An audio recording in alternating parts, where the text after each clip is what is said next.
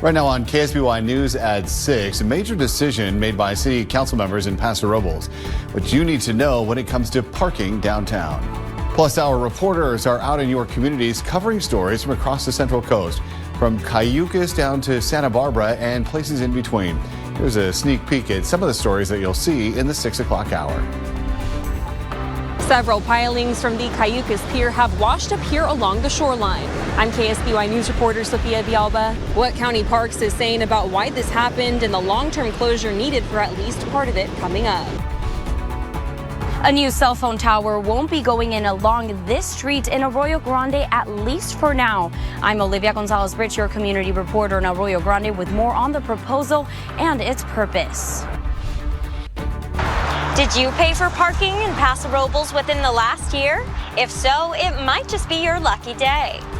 I'm Lindsay Hyatt, your community reporter in Paso Robles, where the City Council has agreed to a year's worth of refunds. What you need to know to get yours coming up.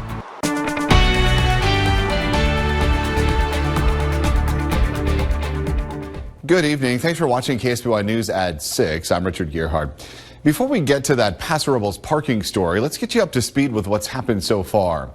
The city of Paso Robles began planning for a paid parking program back in 2018 with the adoption of an ordinance that set a zone between 10th and 14th Streets and between Spring and Pine Streets. The new ordinance proposed charging visitors to the downtown area between the hours of 9 a.m. and 6 p.m. Monday through Friday, but also include 2 free hours of parking. The following year, in May of 2019, the city approved agreements with vendors and began charging for parking. The program was ultimately expanded in late 2023 to 7 days a week with no free parking and expanded hours of 9 a.m. to 8 p.m. Following the paid parking expansion, several community members expressed concern that the city didn't have the ability to charge for parking because they didn't have an ordinance specifically addressing the imposition of parking rates.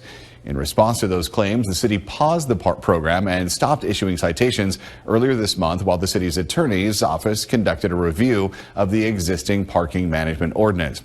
Ultimately, the city attorney determined the program does follow all requirements of the vehicle code and the city's own ordinances, which brings us up to last night's meeting.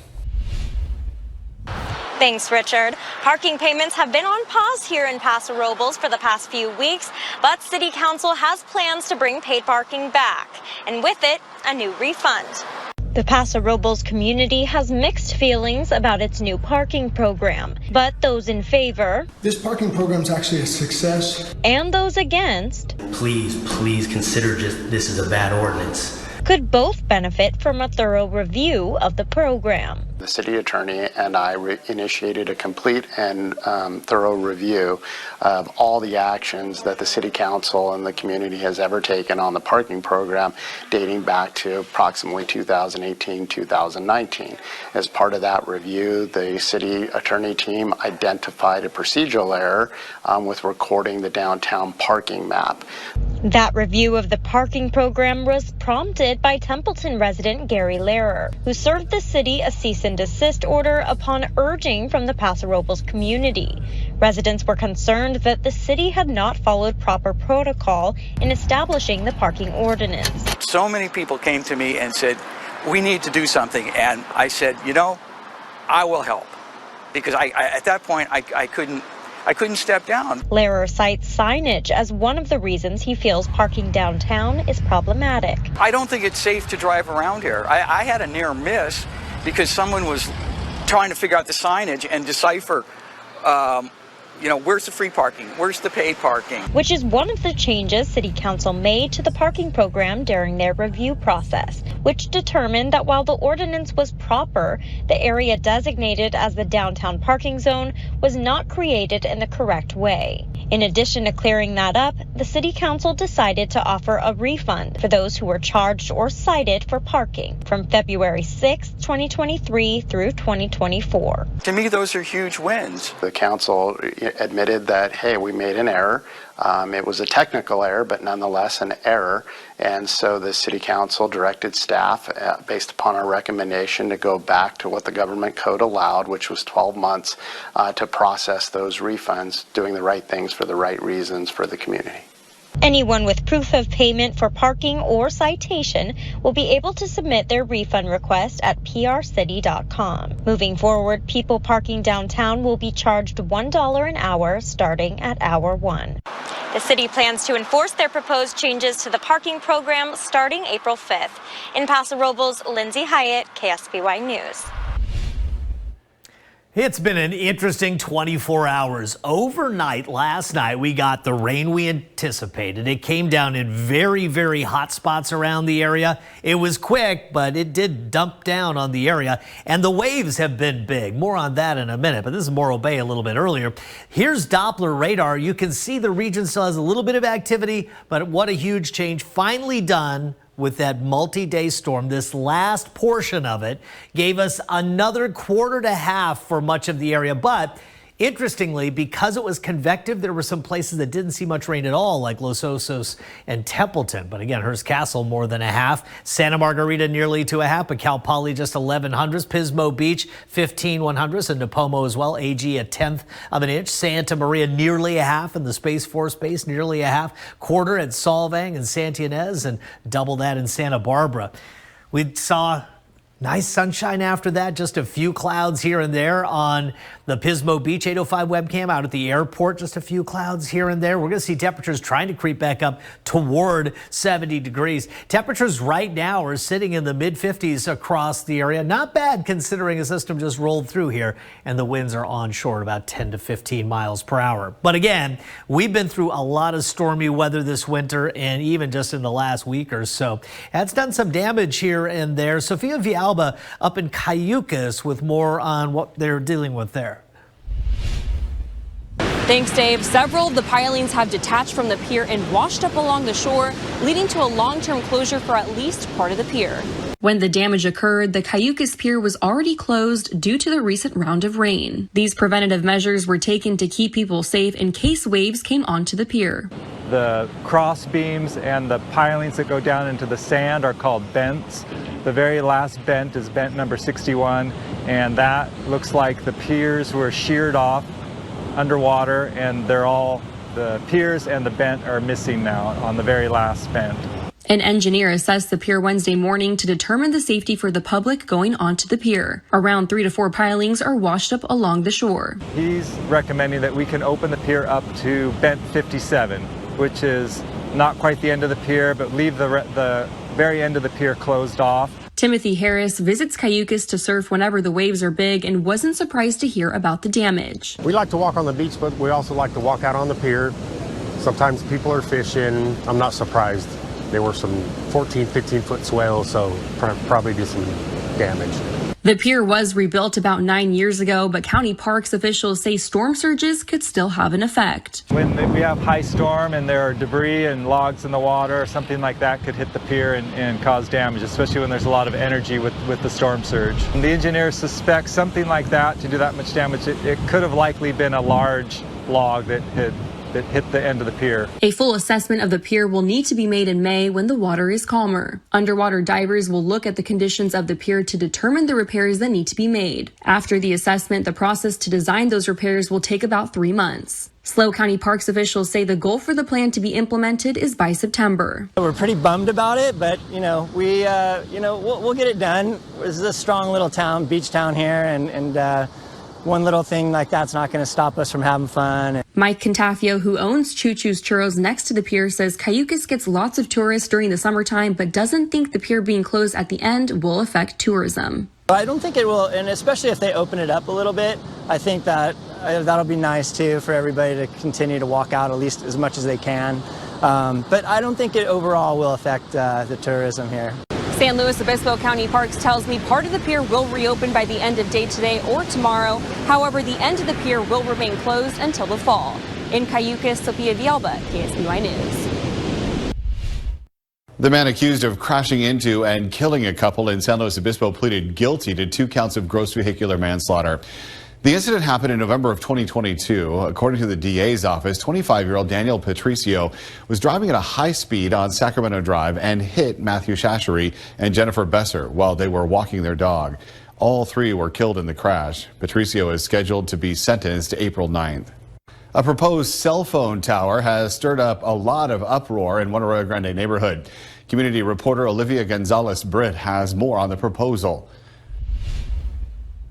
Thanks, Richard. Businesses and residents here along Valley Road have strong opinions about a proposed Verizon wireless telecommunications facility that, if approved, would have gone up right here. We all moved here because we love the surroundings, our environment, a nice, safe, healthy place to live. Tony Kobleska is one of the dozens of residents who live off Valley Road and are concerned about a proposed Verizon phone tower.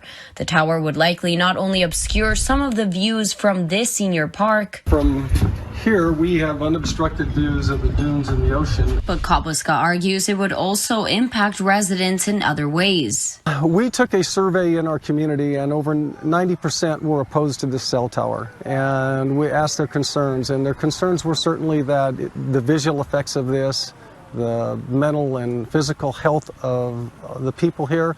Verizon states the tower is needed to meet the demands of customers in the area and provide reliable service. Kobleska says he hasn't had issues with his Verizon service, and while he's not against the tower, he'd like to see it installed somewhere else. Others call it an eyesore. Fake tree, big 50 feet high. We don't want that in our neighborhood.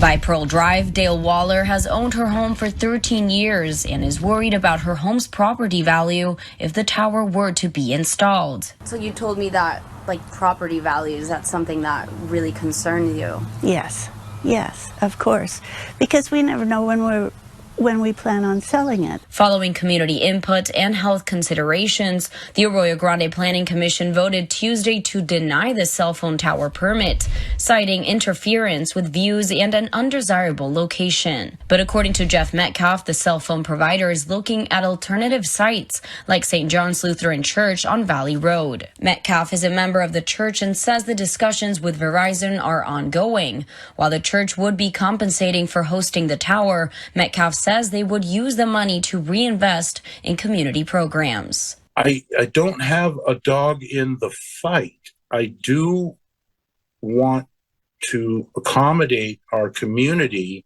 I reached out to Verizon for comment and was given the following statement, telling me, quote, "While we are disappointed with the decision made by the Planning Commission, we will continue to work with the community and explore mutually agreeable solutions." Andrew Perez with the City of Arroyo Grande's Planning Division tells me Verizon may appeal the decision and has up to 10 days after the Planning Commission's recent decision to do so. In Arroyo Grande, Olivia Gonzalez-Britt, KSBY News. I'm Dylan Foreman covering your community in Atascadero. Coming up, a look at the early morning earthquake in northern San Luis Obispo County and whether or not residents could feel it. Do you need a break in the rain? I've got one for you. I'm meteorologist Dave Huffy. This is Port San Luis from 805 Webcams. My forecast coming up, some dry days. I'll tell you when rain's possible again. All that stuff. Some people in northern San Luis Obispo County felt the 3.5 magnitude earthquake Wednesday morning. I'm Dylan Foreman covering your community in Atascadero, where people who felt it here and nearby were asked to report it to the U.S. Geological Survey. I think a really important piece of what we gather is the human experience. With advanced instruments and the Vehicular earthquake early warning system, the science to measure an earthquake in depth is there. But according to USGS's Robert Michael DeGroot, self-reporting helps them prepare in other ways. We can use to better understand how to craft our messaging around how people should protect themselves. The other really important piece is that people are in a lot more places than the seismic instruments are. For residents of Atascadero, the earthquake that occurred at 6:01 a.m., 17 miles northeast of Paso Robles, was strong enough for them to notice. I thought initially I was kind of dreaming, and I woke up a little bit more and I could feel the bed just slightly shaking. Others heard about it from their coworkers. I came into the office, my staff asked me if I had felt the earthquake because they had felt it. Many didn't feel it at all or even know about it. I did not feel the earthquake, and I only heard about it from you a couple of minutes ago. DeGroot says there's a number of factors that determine what allows you to feel an earthquake that falls under what he calls intensity 3, which are weak shaking levels. Really relaxed and sort of focusing, let's say you're reading a book or you're studying, you can feel the smallest sort of vibrations. But if you're doing something, you're moving from one place to another, may not feel a thing. Where you are can also have an effect, according to DeGroot, as he went on to say that there are 50 earthquakes a day in the state of California, many of which people feel, but others don't. If you felt the earthquake, you can self-report it on the USGS website. In Atascadero, I'm Dylan Foreman, KSBY News. Boy, it was one of those days. These are shots from Atascadero, and there were like a few clouds overhead, obviously. You're going to tell us about that, but nearly a Chamber of Commerce day. I was in downtown San Luis Obispo earlier. Those puffy white cumulus clouds, look really, really good. The recent rains have greened everything up and put plenty of water in the lakes. So, I mean, this is the benefit, but you do have to put up with all those bad days to get here. Yes, you do. The thing is, we're going to see a lot more good days in this forecast heading into the weekend. I do have a little bit more rain in the forecast, but nothing like the big storms we've dealt with. And get this, right now, no advisories in place. Sunset at the Pismo Pier, a classic shot. Speaking of Chamber of Commerce, absolutely beautiful there. Okay, the region still mildly unsettled, but what we're talking about here is some instability showers left over. What to prepare for tomorrow? In some wind-sheltered valleys, I think some low clouds. We put down so much rainfall recently. The skies open up, the wind's fairly light. Some low clouds definitely going to be a factor. Other than that, we'll see sunshine. And look at these temperatures, mid-60s as we get into the afternoon for coastal valley communities. For the community cast in the interior, looking at low to mid-60s as well, with fairly light winds throughout the day. South coast, again, fairly light winds with temperatures trying to edge back toward the mid-60s. Might even threaten 70 the next couple of days. Beaches, lower 60s, onshore breeze in the afternoon. Might see a little weak offshore to start the day, but again, pretty nice conditions here. Lopez Lake, 54 degrees. Lights beginning to come on out at the lake. San Luis Obispo Airport kind of losing the light here, 57. Northwest winds 13 miles per hour. Here's a look at Santa Maria's airport. Some clouds are still out there. West winds 12, temperature 54 degrees. Paso Robles, it's starting to get dark, 54. Northwest winds 6. Not bad. Humidity 74%. Avila Beach 55. We've got the heaters on out at Avila Beach at the moment. Okay, interesting forecast here because places like Cambria in the mid-50s, beautiful glow to the skies. We've got temperatures warming up here over the next couple of days. Morro Bay, 56. Beautiful view of the Rock. We've got some high clouds in here. That's just going to frame up some really nice sunsets here for a day or so. Off to the west, we have a bigger area of low pressure, but it's going to tumble away for a bit before it does anything. This is a look at some of those low clouds I anticipate night and morning hours here. But other than that, I think really working our way towards some sunshine. And the high pressure that's building in, it's going to be fairly subtle. So sometimes we get high pressure building in, we get big winds. That's not going to be the case. Again, this is the big tumbling area of low pressure that we have to track in the extended forecast because inside of this we have surface low pressure. That's going to create some rainfall when it comes on shore. Right now, it looks like it's going to lose some of its energy as it actually backs away from the coast. Call that retrograding. So here we go. This is an extended forecast model that shows when we might see this system. Again, it's going to try to actually edge our direction before it backs off. Then it starts coming in. We could see some activity later Sunday, but really more like Monday here. South Coast, Southern California might see a ½ inch to 1 inch of rain. There are models that even like up to 2, but I think most of the Central Coast outside of the South Coast probably stays inside a ½ inch for that system. Quarter, maybe 1/10 up north. Again, on the high side here to the south, we might have to add a little bit more breathing room in there if models track that low a little bit closer. But again, that's late Sunday into Monday. I say, why not enjoy the next couple of days? I think a lot of folks probably getting a little stir crazy, want to get outside and enjoy the weather. It's going to be fantastic. A little cool to start in the interior with some overnight lows closer to the upper 30s and low 40s. There's community cast, extended forecast. You can see Monday, some showers. Weekend looks good. Cooling maybe just a hair Sunday in advance of that rain chance on Monday. Talk about all of that at KSBY.com. I'm your Santa Maria Valley community reporter, Jacob Dizon, with the latest on a wage dispute between local firefighters and the city of Santa Maria. What this all entails, coming up. Dozens of city firefighters are advocating for higher wages to keep up with inflation. I'm Jacob Dizon, your community reporter in Santa Maria, where I learned firefighter and union rep negotiations with the city have been going on for months and that they've yet to reach an agreement. Tuesday evening, Local 2020 Union President Matthew Cherkop and his fellow Santa Maria firefighters marched outside City Hall calling for new contracts with increased wages. Within the Tri-Counties area, when we compare to local agencies that are similar in nature, we're 14% behind the average pay. So we are the second busiest agency, yet we're the second lowest paid. Earlier this month, the city of Santa Maria reached a labor agreement with the Service Employees International Union Local 620 that had also been negotiating with the city for a bump in pay. It's a 2-year package with 5% in year 1 and 5% year 2, and some additional benefits with medical. While Public Information Officer Mark Vandekamp was able to fill me in on the city's agreement with SEIU, he could not provide comment regarding negotiations with the Firefighters Association as they're still ongoing. Cherkop, meanwhile, says his union has been waiting since early December for city leaders to make them an acceptable offer. We are the union!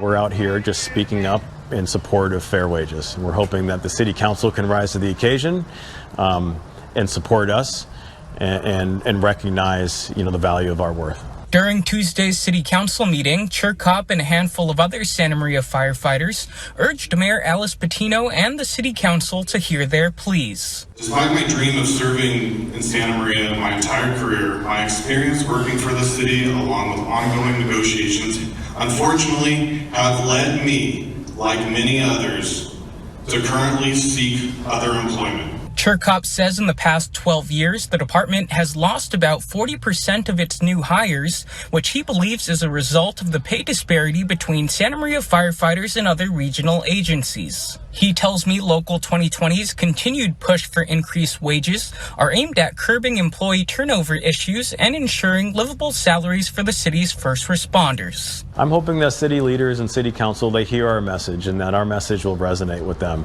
and that they can go back to the table with us and come up with a resolution that'll make everybody happy. Cherkop says in December, the city presented Local 2020 with its final offer of a 5% raise in the first year of the contract and a 4% bump in the second, but the union could not accept, extending the negotiations. In Santa Maria, Jacob Dizon, KSBY News. I'm Juliette Lamar, your community reporter in Santa Barbara. And coming up, we meet one of the founders of Healing Justice Santa Barbara, a Black-led organization in celebration of Black History Month. One person is dead in a crash on Highway 1 near Vandenberg Village this morning. It happened just before 9 a.m. at Santa Lucia Canyon Road. Fire officials say 2 vehicles were involved. 2 others were injured and taken to the hospital. The cause of the crash is under investigation. A former San Luis Obispo County employee has been arrested and charged with stealing money from the county. According to the county DA's office, 54-year-old Norman Hibble faces 12 felony counts of misappropriation of public funds. Hibble is accused of using a county credit card to purchase more than $100,000 worth of personal items between 2017 and 2023. Hibble is expected to be arraigned on Friday. Despite a narrow path to the nomination, Republican presidential candidate Nikki Haley is vowing to stay in the 2024 race against former President Donald Trump. Haley is renewing her pledge to keep fighting as voters in her home state of South Carolina prepare to go to the polls on Saturday. Julia Benbrook has the latest on the race. Former South Carolina Governor Nikki Haley is pushing against calls for her to drop out, vowing to continue beyond her home state's primary on Saturday and through Super Tuesday on March 5th. I'm campaigning every day until the last person votes. Former President Donald Trump has won every primary and caucus so far, making many question the path forward for Haley's campaign. I've never taken the easy route. I've been the underdog in every race I've ever run. Haley made her case for staying in the race at an event Tuesday, pointing to a number of factors, including her view that some politicians who embrace Trump publicly, privately dread him. They know what a disaster he's been and will continue to be for our party. They're just too afraid to say it out loud. Well, I'm not afraid to say the hard truths out loud. I feel no need to kiss the ring. Recent polling shows Trump with a significant lead in the Palmetto State. 65% of likely voters said they plan to support the former president, and nearly 30% said they plan to support Haley, boosting Trump's already confident campaign ahead of Saturday's primary. She's not working. She's here. She's down by 30, 35 points. And everybody knows her. You're not supposed to lose your home state. Reporting in Washington, I'm Julia Benbrook. The informant who allegedly fed the FBI false info about Hunter Biden says he got that information from Russian intelligence. Those new details come from a filing from prosecutors Tuesday. The former FBI informant, Alexander Smirnov, is facing 2 counts in connection with lies he allegedly told his FBI handler. He made his first court appearance in Las Vegas Tuesday. According to prosecutors, Smirnov provided false information to the FBI about the Bidens, including the false allegation that the Ukrainian energy company that employed Hunter Biden paid the Bidens $5 million each. Russia has arrested a woman from California accusing her of treason by aiding Ukraine. 33-year-old Ksenia Karolina is a dual U.S.-Russian citizen who lives in Los Angeles. According to her employer, she was visiting family members in Russia at the time of her arrest, which U.S. officials learned about earlier in February. Karolina is accused of providing financial assistance to a foreign state. Her employer says that's for donating just more than $50 to a Ukrainian charity. The State Department says it is aware of Karolina's detention and that the U.S. has not been granted consular access to her because Russia does not recognize dual citizenship. President Joe Biden has canceled another $1.2 billion of student loan debt. This latest round of relief impacts nearly 153,000 borrowers who are enrolled in a new repayment plan the administration launched in August. The Saving on a Valuable Education plan erases remaining federal student loan balances for those who originally borrowed $12,000 or less and have made payments for at least 10 years. Since taking office, Biden has canceled nearly $138 billion of federal student loan debt for nearly 4 million borrowers. Healing Justice Santa Barbara is a female, Black-led organization that uplifts the arts, education, and justice for all. I'm Juliette Lamar, your community reporter in Santa Barbara, where today we meet one of the founders of this organization in celebration of Black History Month. This female-founded organization is celebrating all aspects of African-American culture through leading by example, says co-founder Crystal Seghart. It aspires to lift up the African-American diaspora, the Black diaspora within the Santa Barbara County. Much of their work focuses on historical preservation.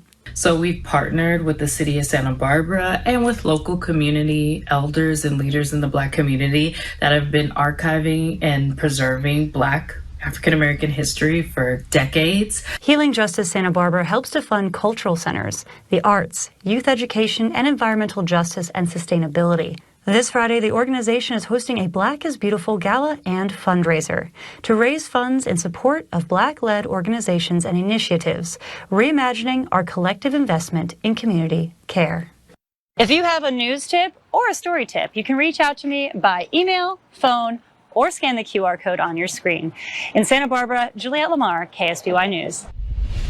Filling out the form to request federal financial aid is a yearly ritual for millions of college students, but that process is running significantly behind schedule this year. The impacts on students and colleges coming up. The Central Coast is not the only California community that is dealing with the impacts from severe weather.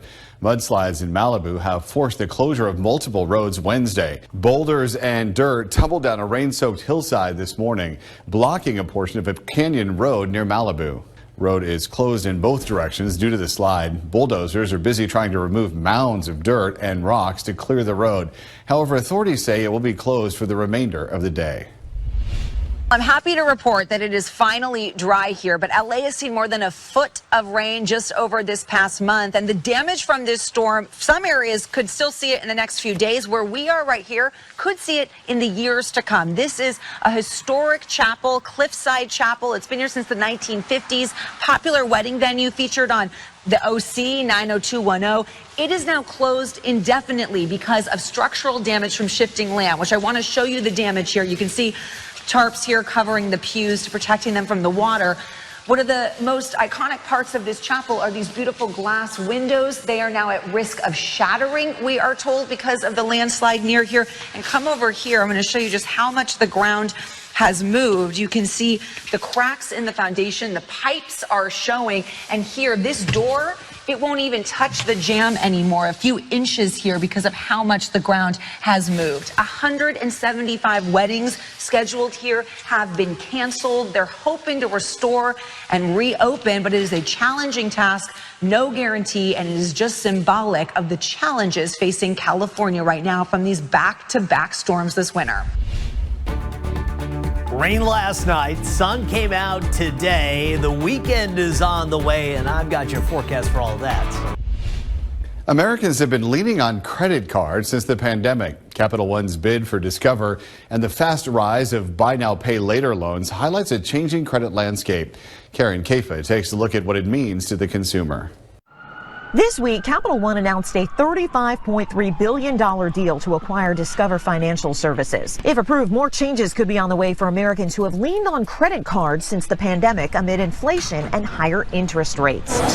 With collective credit card debt over $1 trillion, the Federal Reserve Bank of New York has also been looking at the boom in buy now, pay later installment loans, which allow consumers to make short-term installment payments on travel, concert tickets, apparel, and more without incurring interest. Their research found Americans who are already facing some financial troubles use these offerings more often, with the majority using them 5 or more times a year. Because of the lack of data and formal regulation around buy now, pay later or BNPL loans, Odysseus Papadimitriou, CEO of the personal finance company Wallet Hub, worries that lenders don't have a comprehensive look at how much a household owes. A lot of these lenders do not have, even the mainstream lenders, even the credit card companies do not have a good picture of what's going on with an individual customer.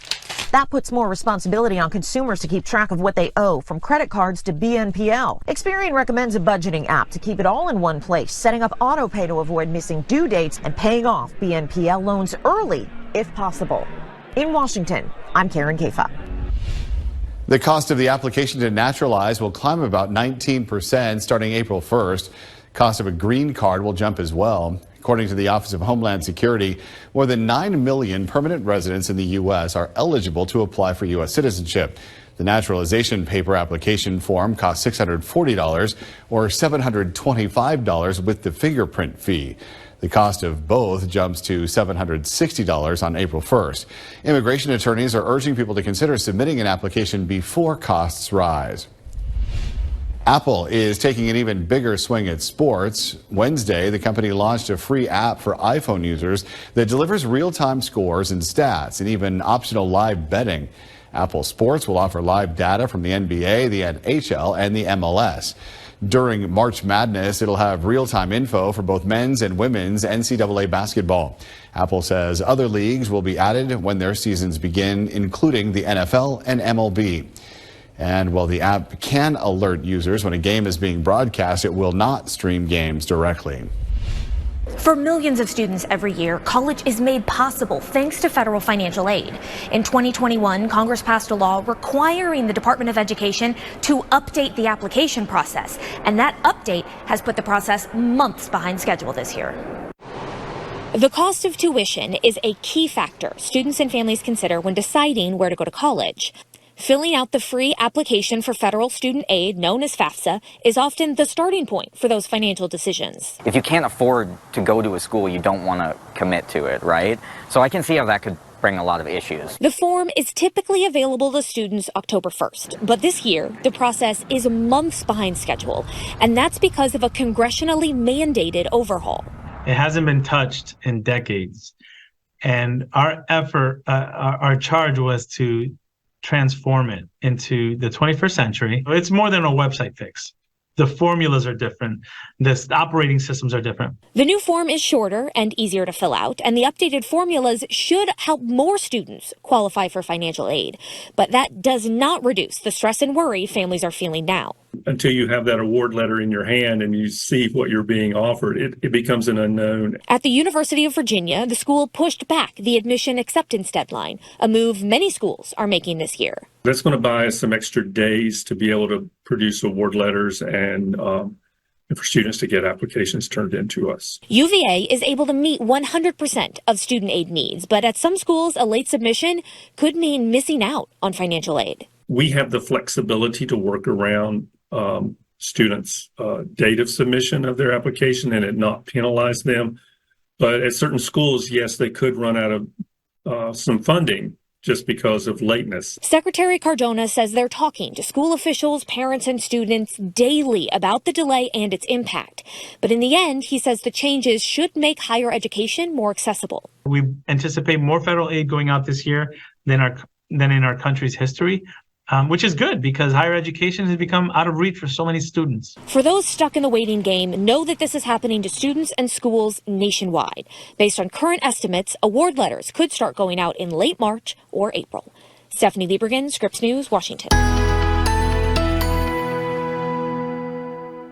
This is Cambria, beautiful sunset. Last night, we had flood advisories in place. We had a flood watch. We had a high surf advisory.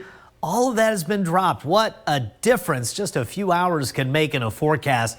You can see there's still some instability across the west. It's conditionally unstable. It helps to have that heating from the sunshine, get that air moving up in the atmosphere into the cold air aloft. A lot of that's going to flatten out here in the hours to come.